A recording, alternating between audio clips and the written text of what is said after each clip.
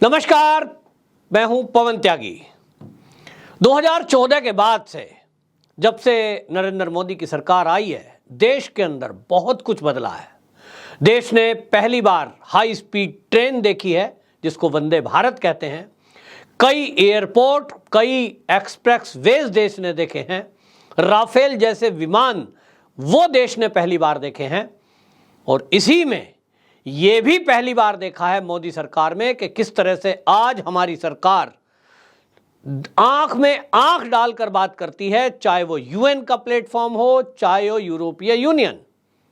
और अभी हाल ही में आपको बता दें कि रूस और भारत के रिश्तों को लेकर सबसे ज्यादा अगर किसी को प्रॉब्लम है तो वो चीन है, अमेरिका है और यूरोपीय यूनियन है। ये नहीं चाहते कि भारत के रूस से अच्छे संबंध रहें।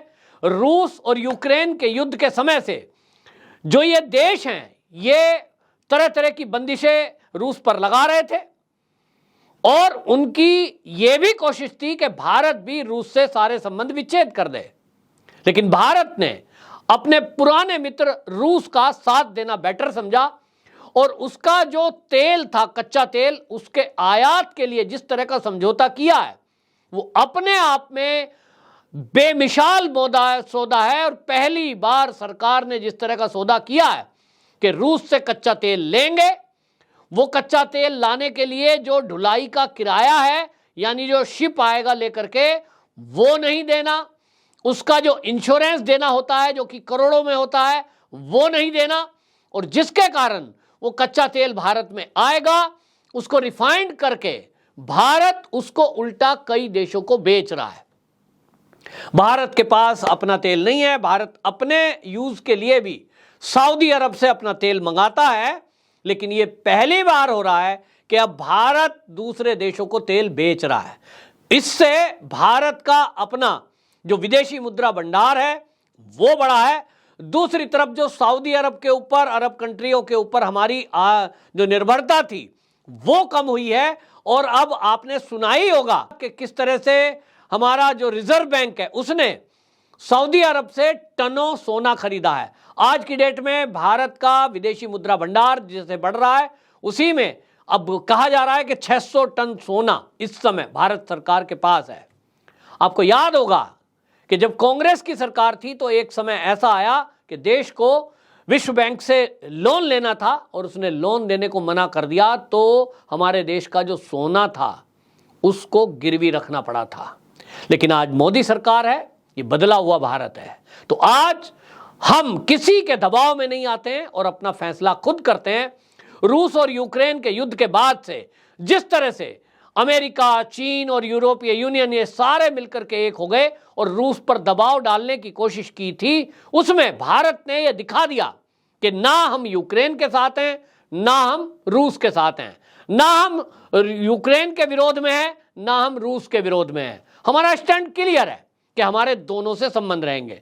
और इसी संबंधों के कारण जहां यूक्रेन में हमने दवाइयां भेजी हैं, हमने सहायता भेजी, वहीं रूस से भी हमने ये मित्रता की और व्यापार बढ़ाया कि आपके पास जो भी ऐसा सामान है कि आप यूरोपीय यूनियन में बेचते थे, अमेरिका को बेचते थे, अब आपका बाजार क्योंकि बंद हो गया, इन्होंने बंदिश लगा दी, हम आपका साथ देंगे।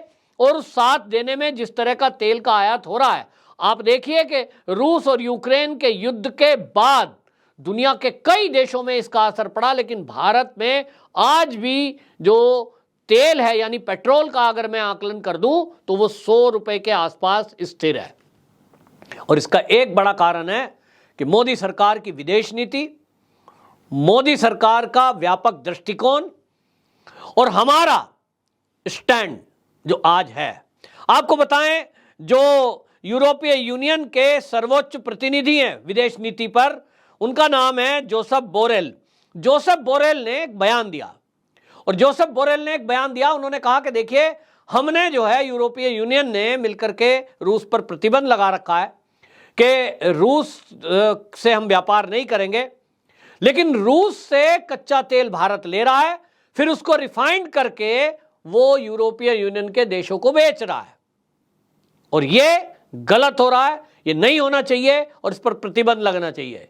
इस पर भारत के विदेश मंत्री एस जयशंकर, जिन्होंने हमेशा हर प्लेटफॉर्म पर कभी भी लोगों को बेबाकी से जवाब दिया है, आंख में आंख डाल के बात करी है, उन्होंने तत्काल इस पर प्रतिक्रिया दी और उन्होंने कहा कि ये जो यूरोपीय यूनियन के विदेश नीति के सर्वोच्च सदस्य हैं, प्रतिनिधि हैं, जोसेफ बोरेल जी, आप जरा याद करिए कि यूएन का ही बनाया हुआ एक कानून है 833/2014। ये कानून ये कहता है कि जिस भी देश को यूएन प्रतिबंध करेगा उससे डायरेक्ट आप कोई खरीदार नहीं करेंगे, लेकिन अगर कोई तीसरी पार्टी, तीसरा देश वहां उसके बीच में आता है तब वो प्रतिबंध के क्षेत्र में नहीं आता। तो आपने प्रतिबंध रूस से डायरेक्ट व्यापार करने पर लगाया, हम आपको तेल बेच रहे हैं, यदि यूरोपीय देशों को हम तेल बेच रहे हैं तो हम रूस से ला रहे हैं, रिफाइंड कर रहे हैं और फिर दे रहे हैं। तो हमने हमारे यहां कच्चा तेल मंगाया, रिफाइंड हमने किया, तो अब तो ये हमारा तेल हो गया, हम इसको जिसको बेचें, हमारे ऊपर तो प्रतिबंध नहीं है, ना हम कहीं युद्ध कर रहे हैं, ना हम किसी को मार रहे हैं, भारत का इस युद्ध से कोई लेना देना नहीं है, हमारा स्टैंड क्लियर है। ये जो जवाब है, आपको बता दूं कि ये किसी को उम्मीद नहीं थी।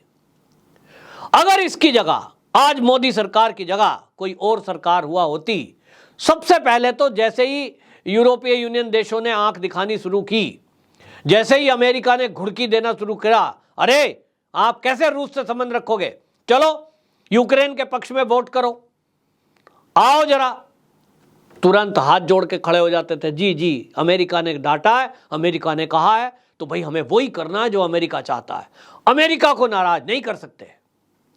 और इसलिए हर प्लेटफॉर्म पर हम वहां पीछे लाइन में खड़े हो जाते थे जहां अमेरिका चाहता था, जहां ये यूरोपीय यूनियन देश चाहते थे।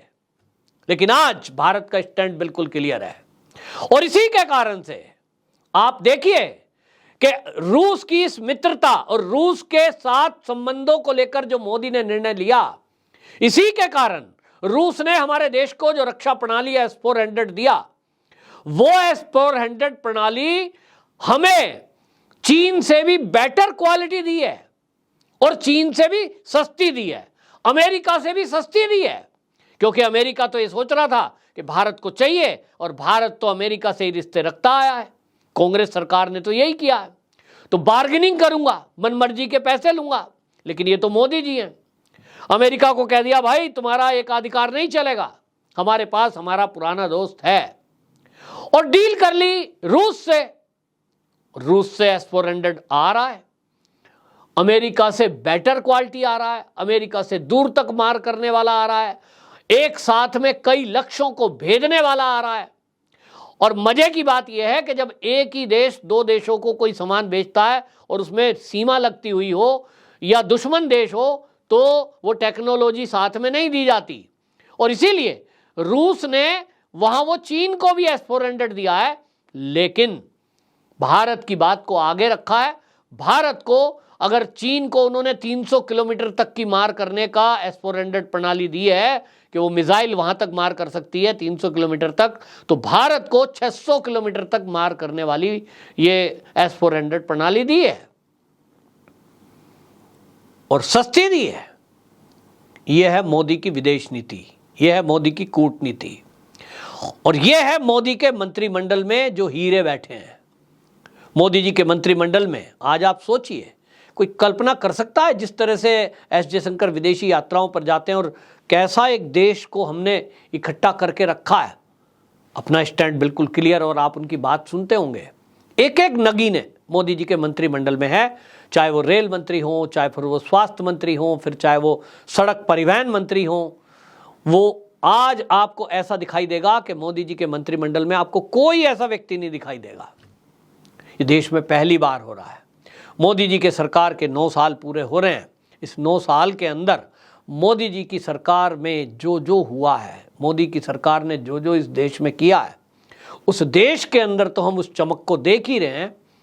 लेकिन आज दुनिया के हर प्लेटफॉर्म की हालत यह है कि वो भारत की तरफ देखता है। और इसीलिए आप देखिए कि अमेरिका उन्हीं मोदी जी को रेड कॉर्पेट बिछाकर वहां राजकीय भोज पर आमंत्रित कर रहे हैं जो बाइडेन, जिस देश में मोदी जी को वीजा ना मिल जाए, इस देश की विपक्षी पार्टियों ने पत्र लिखकर बैन लगाने की बात करी थी।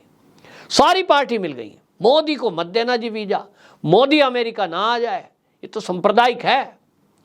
आज जिसको इन्होंने सांप्रदायिक कहकर गालियां दी, वही मोदी को देखने के लिए अमेरिका के लोग तरस रहे हैं। एक तरफ देख रहे हैं मोदी आएंगे तो क्या व्यापार लाएंगे, क्या कुछ करेंगे, और ये कूटनीति होती है। उसके बाद आप देखेंगे जो बाइडेन भी भारत में आने वाले हैं, तो तल्ख टिप्पणियां होती हैं, लेकिन अब भारत दबाव में नहीं आता है। अब भारत की जरूरत दुनिया को है, दुनिया की जरूरत भी भारत को है, लेकिन भारत ने अपने मित्रों के समीकरण और अपने मित्र अपने हिसाब से चुने हैं। जहां एक तरफ सऊदी से वो सोना लेता है क्योंकि वहां सोना सस्ता है, वहां वो रूस से तेल लेता है, वो फ्रांस से राफेल लेता है, वो तय करता है मुझे किस देश से क्या लेना है। सेमीकंडक्टर चाहिए तो चीन कितनी भी हैकड़ी दिखाता रहे, वो अपने हिसाब से लेगा भाई। तो ये देश पहली बार देख रहा है कि जिस तरह से अब मोदी सरकार काम कर रही है, मोदी की कैबिनेट काम कर रही है, दुनिया में भारत का डंका बोल रहा है। और आपको बता दूं कि इस समय हालत यह है कि 16 लाख बैरल प्रतिदिन हम रूस से कच्चा तेल ले रहे हैं। इसका मतलब आप समझ रहे हैं, 16 लाख प्रतिदिन अगर बैरल आ रहा है तो वो 16 लाख हम भारत वाले उस रिफाइंड करके उसको बेच भी रहे हैं। और इसी से विदेशी मुद्रा भंडार भारत का बढ़ता जा रहा है। भारत की पूरी कोशिश है कि हम चीन से भी जो सामान आयात कराते हैं उसमें कमी लाई जाए, निर्यात हमारा बढ़े, हम आत्मनिर्भर बने। और यही मोदी जी का नारा है, आत्मनिर्भर भारत, जिस पर मोदी सरकार चल रही है। और इसी के चलते हमारे देश के जो दुश्मन हैं वो बौखलाए और डरे हुए हैं। आपकी क्या राय है, कमेंट बॉक्स में जरूर बताएं। वंदे मातरम।